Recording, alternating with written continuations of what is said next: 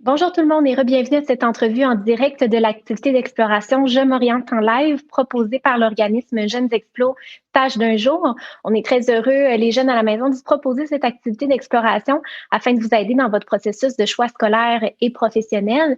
Je me présente, mon nom est Audrey-Anne Cloutier, je suis chargée de projet à l'organisme et c'est moi aujourd'hui qui aura le privilège d'animer cette entrevue bien spéciale pour la semaine thématique des technologies de l'information, un domaine d'emploi vraiment fort stimulant et qu'on connaît peut-être un peu moins, donc on a hâte d'en apprendre davantage. Sans perdre de temps, je vous présente notre mentor d'aujourd'hui, M. Cédric Bilodeau, qui est technicien en programmation, Scrum Master et responsable de produits chez Revenu Québec. Bonjour Cédric. Bonjour. Et tout d'abord, merci beaucoup d'avoir accepté l'invitation d'être mentor pour l'activité Je m'oriente en live. C'est vraiment très apprécié. Ça me fait plaisir. Avant de commencer l'entrevue, est-ce que vous pouvez nous dire globalement pourquoi est-ce que vous avez accepté d'être mentor et pourquoi c'est important pour vous de vous adresser à la jeunesse pour partager votre passion pour votre beau métier? En fait, l'ETI, c'est un métier qui est extrêmement vaste, puis il y a vraiment beaucoup de possibilités d'emploi, puis c'est très diversifié. C'est sûr qu'on manque énormément de personnel aussi en TI, donc c'est sûr qu'il y a une place pour tout le monde dans le domaine. Totalement. Donc, c'est une belle façon aujourd'hui de partager la bonne nouvelle, puis d'initier là, les gens qui vont nous écouter à en apprendre plus sur votre domaine d'emploi. Je tiens à dire pour les jeunes qui sont à l'écoute, si jamais vous avez des questions pour notre mentor, simplement les écrire en commentaire sous la vidéo et on va tenter d'y répondre tout au long de l'entrevue. Donc là, Cédric, en fait, on a nommé toutes les sphères de votre emploi, donc technicien en programmation, Scrum Master, responsable de produits. Pouvez-vous nous en dire un peu plus là, pour les gens comme moi qui ne savent pas vraiment ce que ça signifie plus concrètement? Je vous laisse avec les explications. Oui, ben en fait, responsable produit, mon rôle, c'est, je suis un peu un chef d'équipe, si je peux le dire comme ça, je vais vraiment regarder ce que l'équipe a à faire. Je vais prioriser les tâches, je vais les découper. Scrum Master, c'est un peu d'accompagner l'équipe, là, tout ce qui est accès qu'ils ont besoin ou les débloquer en tant que tel. C'est un côté qui est un petit peu moins en rapport avec les TI, mais j'ai quand même ramassé ces responsabilités-là à Revenu Québec. En tant que technicien en programmation, c'est vraiment là qu'on rentre dans mon domaine de l'informatique. Et puis, pour ça, je fais un peu de tout. Là. Je vais faire de la programmation surtout. Je fais aussi de l'administration de système. Je touche vraiment à beaucoup, beaucoup de domaines en informatique. Je peux vous avouer que c'est très intéressant. Et puis, pouvez-vous nous dire un mot par rapport à votre employeur? Vous travaillez chez Revenu Québec. En quoi ça consiste, un technicien en programmation chez Revenu Québec plus précisément? Ben, c'est sûr que le poste de technicien en programmation est très vague, mais en tant que tel, de mon côté, je suis vraiment aux infrastructures technologiques. Donc, on parle de tout ce qui est serveur et tout ce qui est réseau. Je suis plus dans l'automatisation en tant que tel. Donc, je fais un petit peu de tout, là, mais c'est très vague comme poste en tant que tel, technicien en programmation, disons-le comme ça. Donc, c'est pas les possibilités là, qui manquent en programmation. Et chez Revenu Québec, en fait, qu'est-ce que vous traitez chez Revenu Québec? C'est quoi Revenu Québec? Revenu Québec, en fait, on va traiter beaucoup de choses. Là. On parle de l'impôt des particuliers, l'impôt des entreprises, tout ce qui est par rapport aux revenus. Honnêtement, c'est très vaste, là, le mandat de Revenu Québec. Je ne vais pas vous faire un portrait complet, là. je ne suis pas expert là-dedans. Mais bref, tout ce qui est revenu en tant que tel, tout ce qui est salaire, ça se traite à Revenu Québec. Et puis, si on y va justement dans le très concret, dans le pratico-pratique, à quoi ça ressemble une journée type dans vos fonctions? Une journée type dans mes fonctions, je dirais qu'il y a beaucoup de priorisation de tâches. Là. Il y a le support à mon équipe et aux utilisateurs également. C'est moi qui s'occupe de la livraison des serveurs à Revenu Québec. C'est sûr qu'il y a le support qui vient avec tout ça. Donc, je m'assure que les serveurs sont 100% conformes à ce que Revenu Québec veut. Donc, on parle de configuration, d'installation de logiciels, d'un petit peu tout ce qui entoure ça en tant que tel. Puis justement, quel genre de logiciel est-ce que vous pouvez monter, modifier? créer? Qu'est-ce que vous utilisez pour faciliter votre travail là, en programmation? Ben, disons, on fait pas, de mon côté, on fait juste la configuration des serveurs de base. Je m'occupe pas vraiment de l'installation des logiciels en particulier, là, disons. Là, on en met un comme ça, là, Photoshop. C'est pas moi qui va s'occuper de l'installation de Photoshop. Mais tout ce qui est un petit peu plus côté infrastructure, là, les agents de backup, les antivirus, c'est plus ça qu'on va installer. On se sert de Ansible, Puppet, on a la suite vRealize Orchestrator, vRealize Automation également. Ansible et Puppet sont plus utilisés au niveau de la configuration des serveurs, donc de l'installation des produits dessus les serveurs. Les vRealize Orchestrator et les vRealize Automation sont plus utilisés au niveau de la livraison du serveur en tant que tel, donc de la création de la machine virtuelle. Puis j'imagine aussi que votre travail, ça varie d'une journée à l'autre. Vous avez mentionné les antivirus. Une journée, le serveur, les infrastructures peuvent être convenables, peuvent bien fonctionner. Puis la journée d'ensuite, ça peut être tout à recommencer, puis il n'y a plus rien qui fonctionne. Donc ça, est-ce que ça peut être qualifié d'un défi au quotidien? Oui, c'est mon quotidien, en fait. Donc, oui, la résolution de problèmes, là, ça fait vraiment partie de mon emploi à temps plein. Puis, il y en a beaucoup. Il y en a beaucoup, mais c'est très plaisant. Là, ça donne un bon défi. Puis, ça nous tient occupés. Si on parle maintenant de la formation, qu'est-ce que ça prend pour devenir technicien en programmation? Ben, ça prend seulement un DEC en tant que tel. C'est la voie la plus normale, la plus standard d'obtenir un emploi en informatique, disons-le comme ça. Mais il y a aussi possibilité d'emploi avec un bac ou avec des diverses certifications, donc des cours donnés par des fournisseurs comme Cisco, AWS, Azure ou autres, qui vous permettent vraiment de vous spécialiser dans un domaine en particulier. Là. Puis l'un n'est pas obligatoire. Là. Vous pouvez passer directement au bac, il y a des gens qui le font. Avoir un DEC puis faire votre bac après. Je sais que le cégep où j'étais offrait une passerelle de bac. Donc, si vous faisiez le DEC, vous aviez un an de moins à faire au bac. Il y a également des doubles DEC qui s'offraient. Donc, avoir autant la branche programmation que la branche plus réseau, administration de serveur. Vous pouviez avoir les deux en dedans de 4 ans. Le simple DEC, c'est 3 ans. Mais il y a plein d'options. La certification, c'est plus des études que vous faites de votre côté. Vous allez passer un examen après ça pour, en tant que tel, obtenir le papier, si je peux le dire comme ça. Puis, je veux dire, si vous avez votre DEC et vous faites des certifications, ça peut vous permettre de vous spécialiser plus dans un domaine particulier de l'informatique, de progresser dans votre carrière.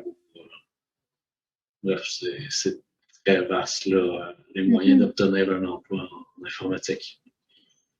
Oui, c'est ce que je comprends. Là. Il y a plusieurs possibilités en ce qui a trait à la formation. Donc, dès qu'on a un intérêt, la passion pour les technologies de l'information, bien, il y a plusieurs branches de possibles. On obtient d'abord son diplôme d'études secondaires.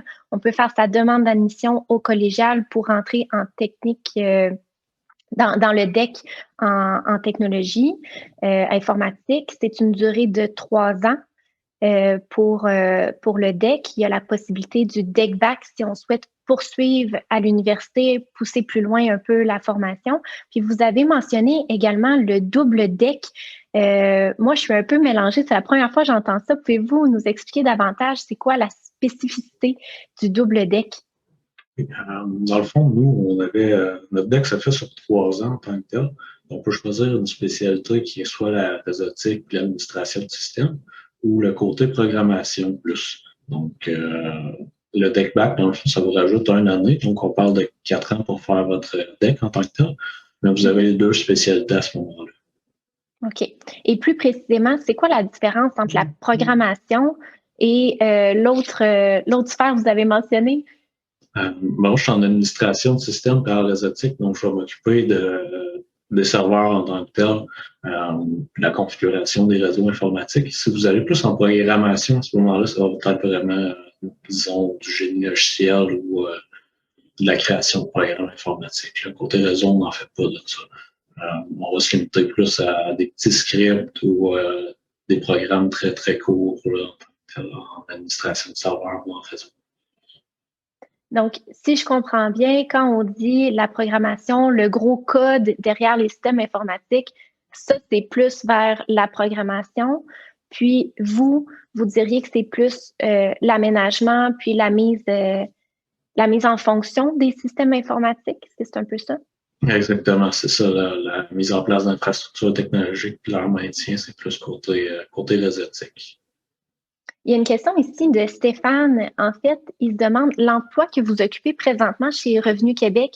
Est-ce que c'est celui que vous avez convoité depuis votre formation technique? Je dirais que non, ça a été une belle surprise à la fin de mon deck d'obtenir cet emploi-là. Je suis très content d'avoir passé par là. Honnêtement, j'ai eu beaucoup de portes qui se sont ouvertes à Revenu Québec. Je pense pas que j'aurais eu un poste avec autant de responsabilités au privé. Donc, honnêtement, c'était une belle expérience d'emploi, là, parce que je portais aussi à faire de la programmation là, dans mon emploi. Donc, c'était pas exactement ce que je voulais, mais je suis quand même content. Je pense que c'est ça aussi la beauté du domaine des technologies de l'information, c'est que c'est omniprésent dans toutes les entreprises, dans tous les secteurs. Donc, c'est pas les emplois et les possibilités de carrière qui sont manquantes, là. Autant on peut travailler dans le privé pour une firme, on peut penser aux jeux vidéo directement, souvent ça revient comme exemple, comme on peut travailler aussi dans un ministère chez Revenu Québec et il y a des technologies partout, là. Donc, on peut travailler pratiquement partout en TI. Exactement. Là. Surtout ces derniers temps, là, on voit l'approche de l'infonuagique, puis c'est de plus en plus présent dans le monde des affaires informatiques. Qu'est-ce que vous voulez dire par cette approche-là? Qu'est-ce que ça veut dire plus précisément?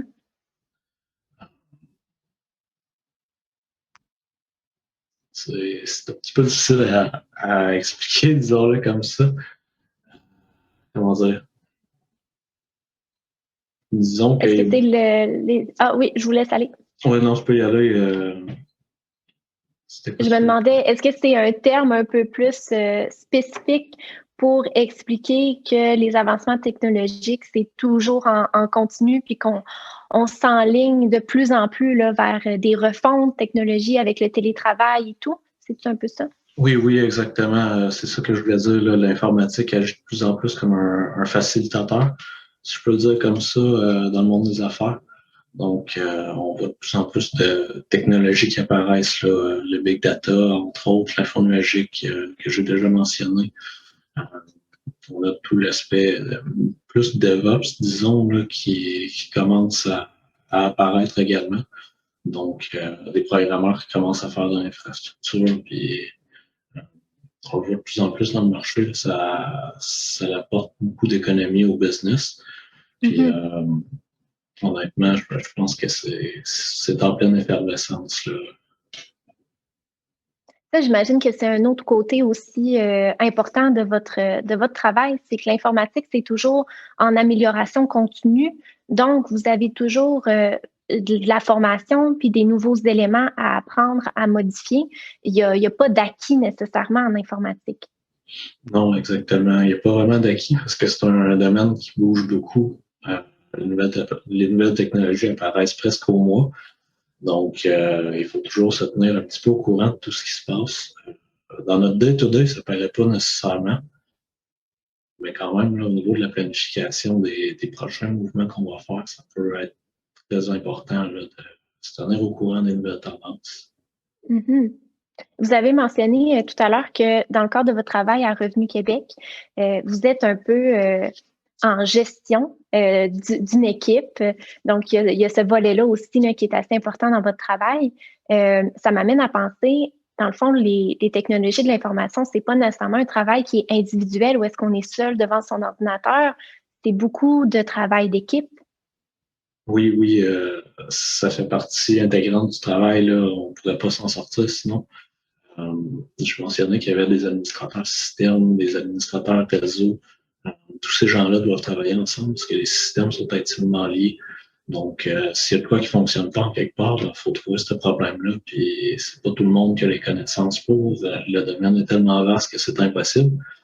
Donc, la coopération c'est 75% de notre travail. Là.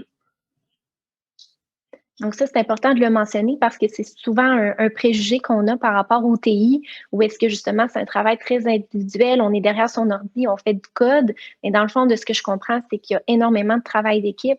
Et puis, la collaboration entre collègues, c'est super important parce que, comme vous dites, en tant que technicien en programmation, en tant que même ingénieur logiciel, on ne peut pas tout connaître au complet là, des TI, c'est beaucoup trop large. Donc, le fait d'avoir une équipe qui est là pour nous soutenir, puis pousser plus loin aussi les connaissances, c'est obligatoire là, dans ce domaine-là.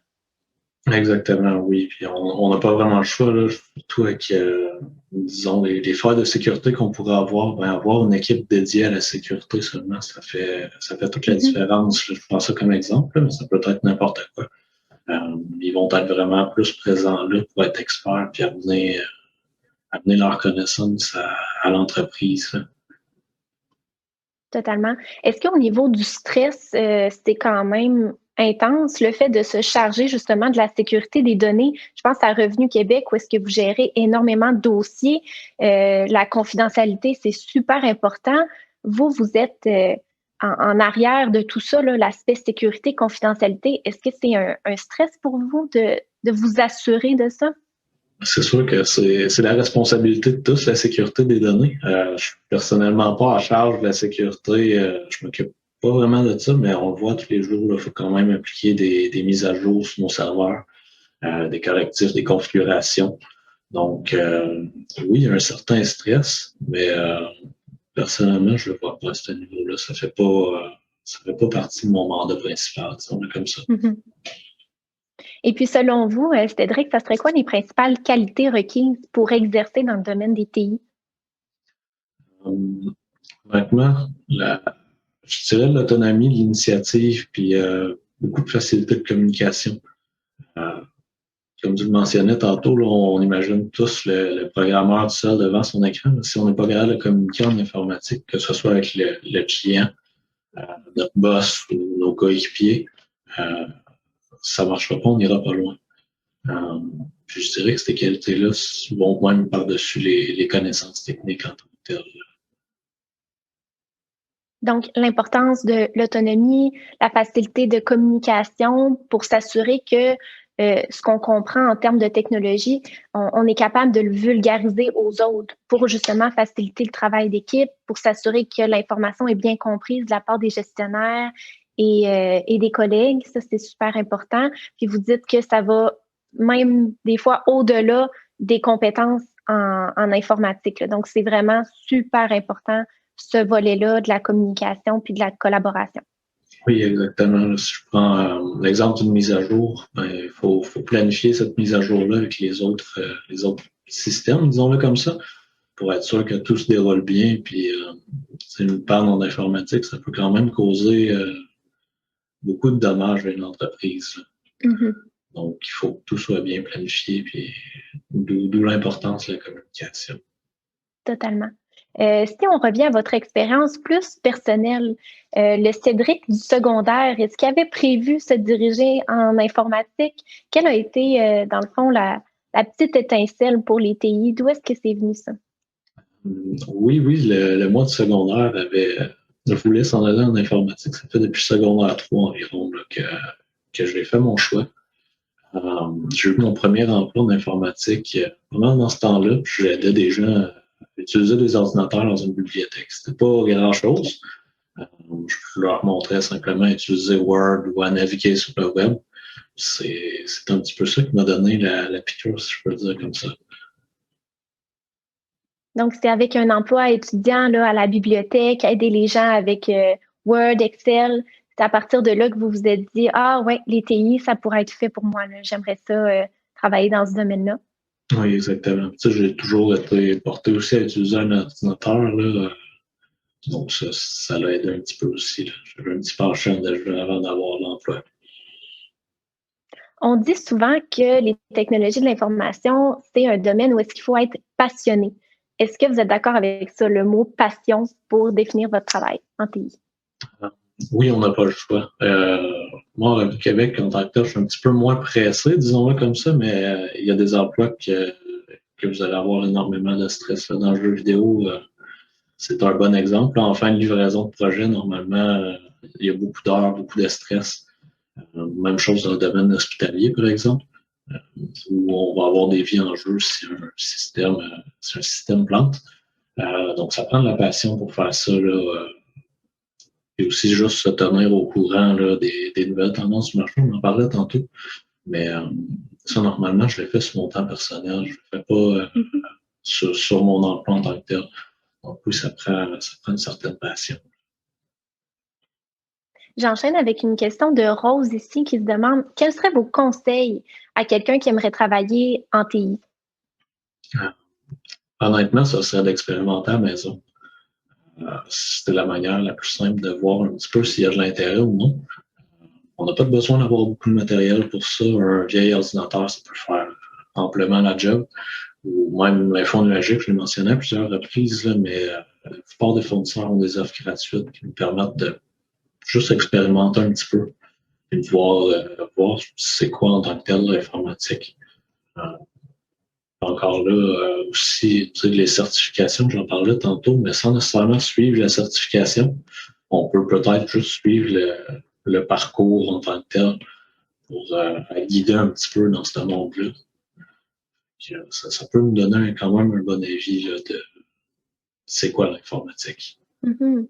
Donc, demeurer curieux puis aller explorer davantage, ce serait votre conseil, là, même si on a un vieil ordi à la maison, c'est possible là, de faire des petits tests, démonter, monter des programmes, des logiciels. Ça serait votre conseil, là, de pousser un peu plus loin l'exploration puis de tenter des choses.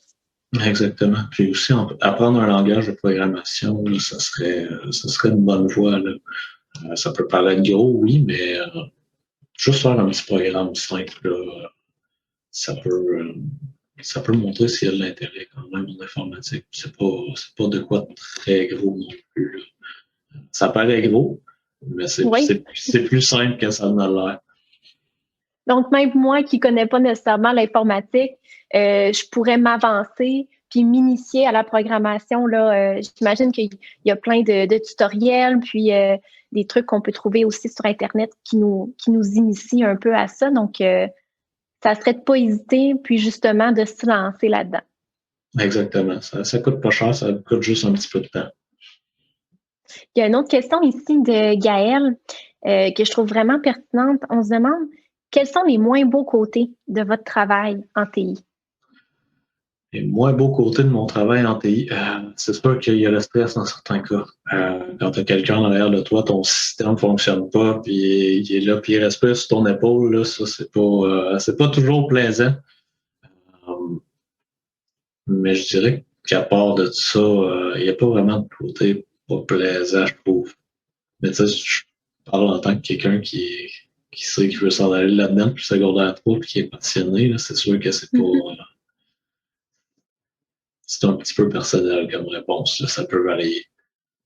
Mais c'est très parlant là, de savoir que vite comme ça, il n'y a rien qui vous vient en tête. Ça veut dire que vous êtes vraiment satisfait de votre emploi, de votre choix scolaire, professionnel, puis vous avez encore la passion après toutes ces années-là. Donc, moi, je trouve que c'est une très, très bonne réponse. Exactement. Je ne ferais pas autre chose de ma vie. Pour avoir essayé plusieurs autres choses, là, je ne ferais pas autre chose. Il y a justement la notion du stress là, que vous venez d'aborder. Donc, quand il y a un trouble informatique, c'est vous la personne, le sauveteur, en fait, l'expert qui est là pour arranger le tout. Ça, vous dites que ça peut être un élément stressant, mais en même temps, c'est votre travail. Vous êtes là pour le faire, donc ça se vit bien quand même.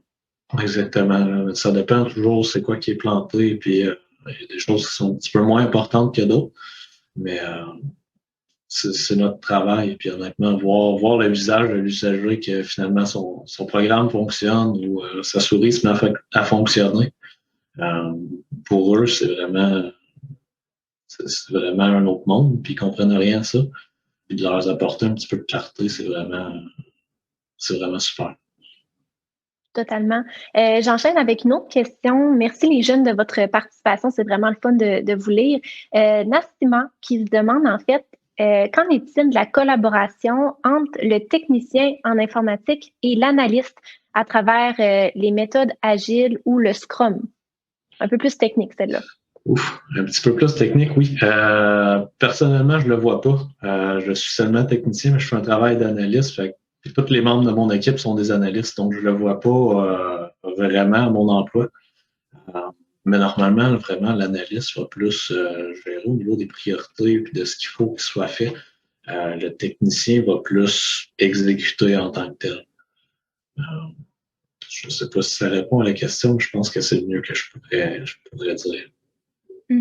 Donc, le technicien serait plus dans l'action, dans le ici maintenant, puis l'analyste serait plus en fait dans la conception peut-être ou Oui, c'est ça, il est un petit peu plus de haut niveau, si je peux dire comme ça.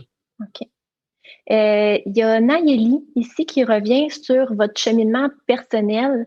Donc, ça a pris combien de temps, en fait, à ce que vous sachiez exactement ce que vous vouliez faire dans la vie? Mais comme je l'ai mentionné tantôt, je le sais depuis secondaire 3, donc ça n'a pas pris beaucoup de temps. J'ai eu des emplois en informatique également au secondaire, donc je l'ai su relativement tôt là, que je voulais faire ça de ma vie. Et puis, est-ce que ça prend des hautes notes pour travailler en TI? Est-ce qu'il y a des matières qui sont plus importantes que d'autres au secondaire?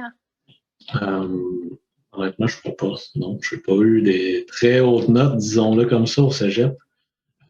J'ai quand même réussi à faire ma vie là-dedans, puis même au secondaire, là, disons que je passais. Fait que, non, ça ne prend pas des très hautes notes ou un parcours particulier. Là, puis, comme je disais tantôt, là, il y a beaucoup de manières de trouver un emploi en informatique, que ce soit par le DEC, le bac ou des simples certifications. Là, quelqu'un sortant du secondaire peut juste aller prendre des certifications et avoir un emploi en tant que tel. Donc, on recherche plus, euh, comment dire, on recherche plus la motivation puis connaissances techniques en tant que tel, puis voir l'expérience d'emploi aussi d'une personne que c'est notre. Mhm. On entend des fois les entrevues d'embauche en technologie, justement, ça va plus être des questions sur qu'est-ce que tu explores, c'est quoi tes lectures, parce qu'on veut en fait connaître la passion du candidat plus que ses compétences ou ses acquis. Est-ce que je me trompe? Non, tu ne te trompes pas, en fait. En informatique, normalement, tu es très autodidacte. Là. Donc, puis je veux dire aussi, toutes les nouvelles technologies se basent sur des anciennes technologies. Donc, une fois que tu as une bonne base, normalement, tu es capable de travailler là, très bien en informatique.